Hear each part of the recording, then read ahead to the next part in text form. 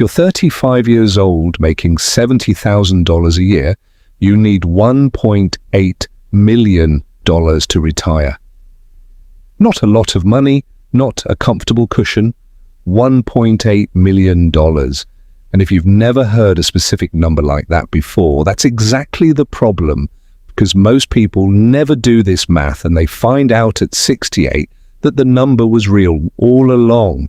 Here's the thing, nobody tells you about retirement planning. It's not a mystery, it's not some complicated formula that only a financial advisor with a fancy office can solve. It's arithmetic. The problem is almost nobody sits down and actually does it. They guess, they think, I'll just save what I can and hope it works out. That's like driving cross-country without knowing how far away your destination is. And here's the part that should actually make you feel better, not worse. By the end of this video, I'm going to show you a real example of someone who's 40 years old, has $180,000 saved, and is already on track to hit their number without changing much at all. The math often works more in your favor than you'd guess, but you have to actually run it to know that. So let's do that with your real numbers starting right now. Let's start with the setup, because there's one mistake that trips up almost everyone. The mistake is thinking about retirement savings in terms of a lump sum instead of income. When people ask, how much do I need to retire? What they actually mean is, how much money do I need coming in every month once I stop working? $1 million sounds like a lot until you realize that $1 million invested conservatively might only safely generate about $40,000 a year. If you're used to living on $80,000 a year, that $1 million number that sounded huge is actually only half of what you need. So the real question isn't, what's my number? It's, what does my life cost, and how do I replace that cost without a paycheck? Let's build this step by step with real numbers. Point 1. Figure out your retirement income target using current spending, not current salary. Here's a common trap. People assume they need to replace 100% of their working income in retirement. You almost never do. Let's say you make $90,000 a year right now, but out of that, $8,000 a year goes to a 401k contribution, $6,000 goes to payroll taxes for Social Security and Medicare that you won't be paying once you're not earning a salary, and maybe you're still paying off a mortgage. That'll be gone by the time you retire, saving you another $18,000 a year. Suddenly, the income you actually need to replace isn't $90,000, it's closer to $58,000 to $65,000 a year. That's a massive difference. So, step 1, before you do anything else, figure out what your actual annual spending looks like today, subtract the expenses that'll disappear by retirement, mortgage payoff, kids being independent, no more retirement contributions, and that adjusted number is your real target. For the rest of this video, let's use $60,000 a year as our working example. Point 2, use the 4% rule to turn that yearly number into a total savings target. Financial researchers came up with something called the 4% rule back in the 1990s, based on a study by a financial planner named William Bengen. The basic idea, if you withdraw 4% of your retirement savings in year 1 and then adjust that amount for inflation every year after, historically your money has a very high chance of lasting 30 years, even through bad markets. Here's the shortcut version, and I'm only going to walk through the math once, so stick with me for this one. Take your target annual spending and multiply it by 25. That's the same as dividing by 4%, just easier to do in your head. $60,000 times 25 is $1.5 million. That's your target nest egg. Is the 4% rule perfect? No. Some researchers now argue for 3.5% in today's environment, which would mean multiplying by roughly 29 instead of 25, pushing that same $60,000 need up to about 1.7 million. Others argue a slightly higher rate is fine if you're willing to be flexible and trim spending in bad market years.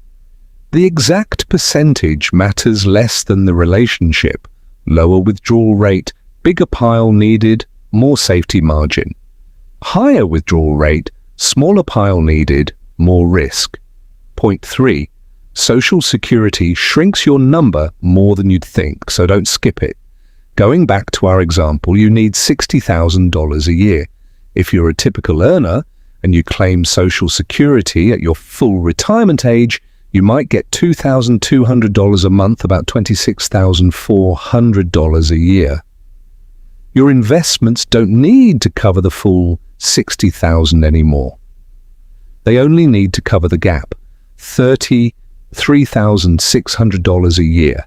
Multiply that by 25 using the same shortcut from a minute ago, and you get $840,000.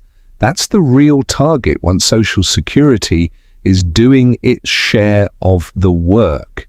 That's a difference of well over $500,000 from where we started. This is why so many people overestimate what they need. They forget Social Security is already covering a real chunk of their expenses. You can check your actual estimated benefit for free at ssa.gov under your My Social Security account. I genuinely pause this video right now and go, look, because guessing here can throw your whole number off by hundreds of thousands of dollars. Okay, I know that's 2 rounds of math back to back.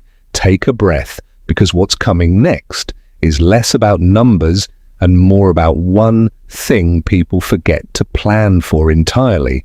Point 4, account for the biggest wildcard: healthcare and long-term care.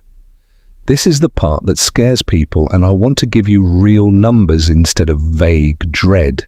Fidelity puts out an estimate every year on healthcare costs in retirement, and their most recent figure suggests an average 65-year-old retiring today will spend around $165,000 out of pocket on healthcare over the rest of their life.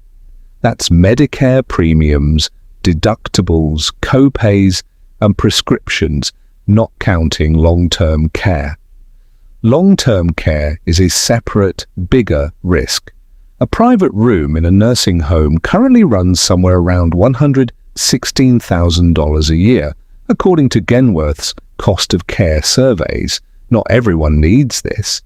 Roughly half of people turning 65 will need some kind of long-term care eventually, but the amount and duration varies wildly, from a few months of home health aid to years in a facility. You don't need to save an extra $500,000 just in case. What you do need is a plan, either a long-term care insurance policy, a hybrid life insurance policy with a long-term care rider, or simply an explicit buffer of $100,000 to $150,000 set aside in your projections that you're not counting on for regular living expenses.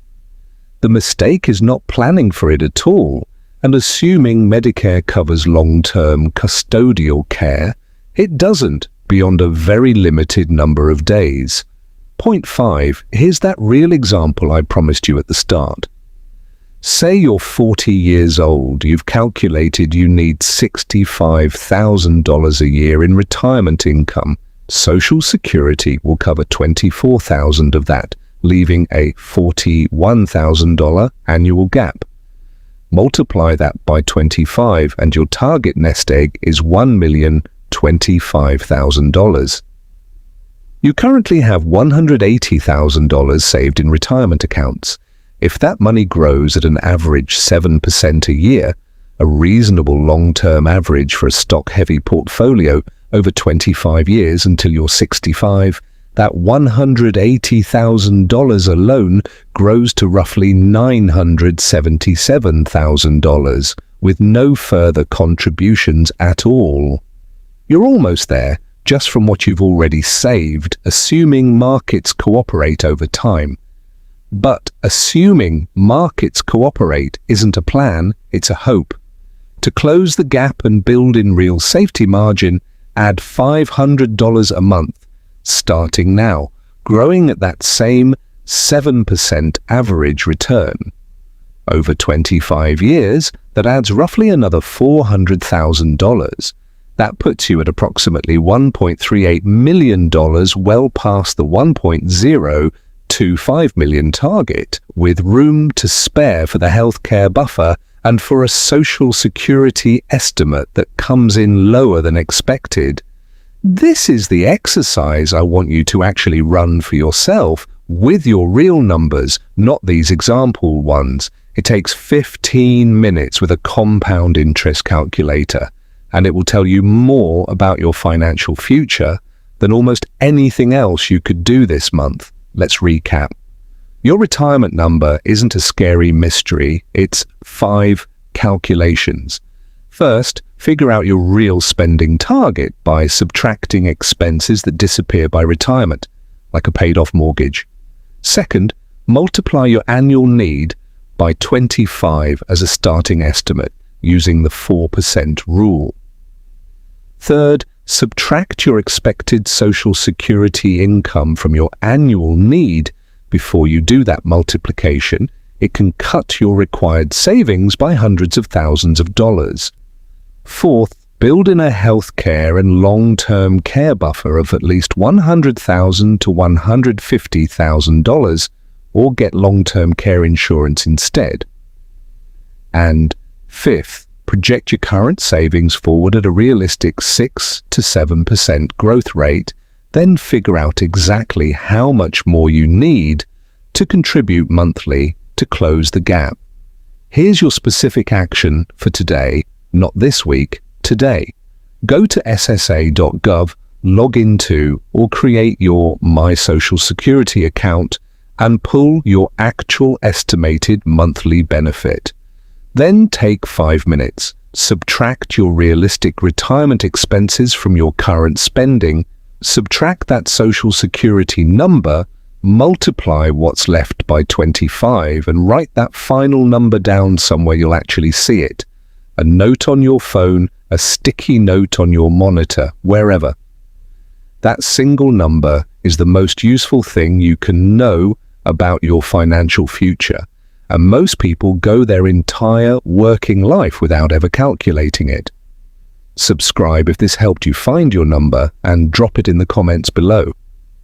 Seeing what other people are working toward makes the whole thing feel a lot less abstract.